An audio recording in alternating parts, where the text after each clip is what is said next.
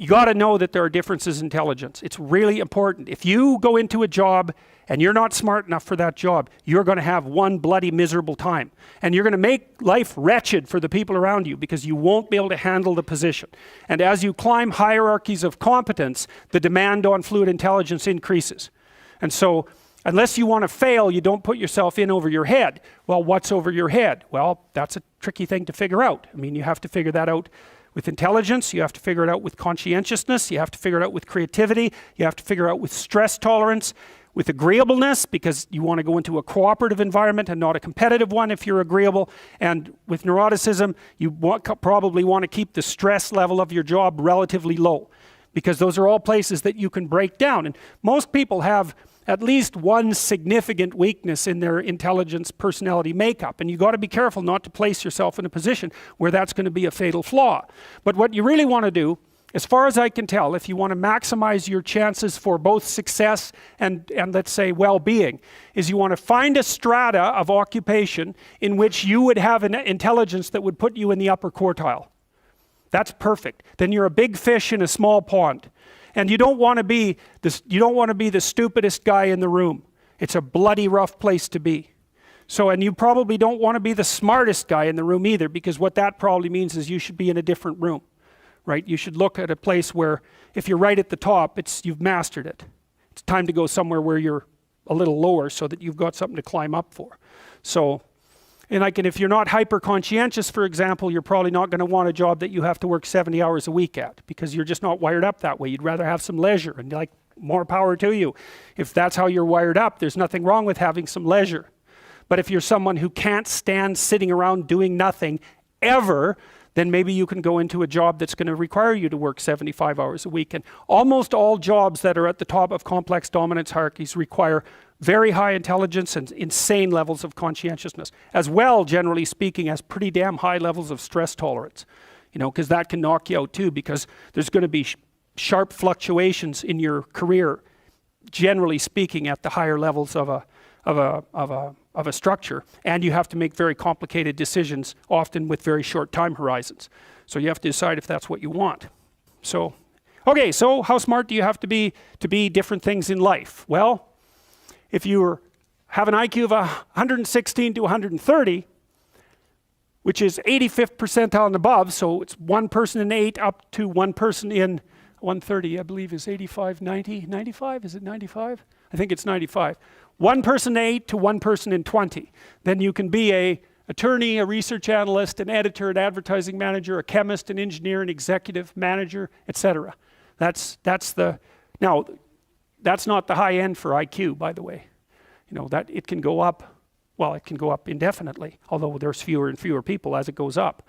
So if you want to be the best at what you're doing, bar none, then having an IQ of above 145 is a necessity, and maybe you're pushing 160 in some situations, and maybe that's making you one person in 10,000 or even one person in 100,000. And then also, to really be good at it, you probably have to be reasonably stress tolerant and also somewhat conscientious. So people, when you think, well, why is it that smart people are at the top of dominance hierarchies? And the answer to that in part is because they get there first, right? I mean, everything's a race, roughly speaking, and the faster you are, the more likely you are to be at the forefront of the pack. And intelligence in large part is speed. That's not all of it is. So if you're moving towards something difficult rapidly, the faster people are going to get there first. So IQ of 110 to 115, so that's 85th to 73rd to 85th percentile. Copywriter, accountant, manager, sales analyst, general manager, purchasing agent, registered nurse, sales account executive. If you look at universities, the smartest people they're above this. Who are the smartest people at university? What do you think? Mathematicians, physicists and mathematicians, right.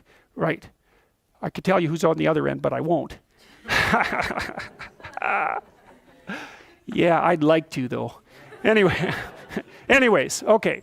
Going down now 103 to 108 is slightly above average, right? 60th to 70th percentile. Store manager, bookkeeper, credit clerk, lab tester, general sales, telephone sales, accounting clerk, computer operator, customer service rep, technician, clerk, typist. So you see at this level, people have some technical skill and some ability to deal with complex things. Okay, that's dead average. 100 is average. Dispatcher in a general office, police patrol officer, receptionist, cashier, general clerical, inside sales clerk, meter reader, printer, teller, data entry, electrical helper.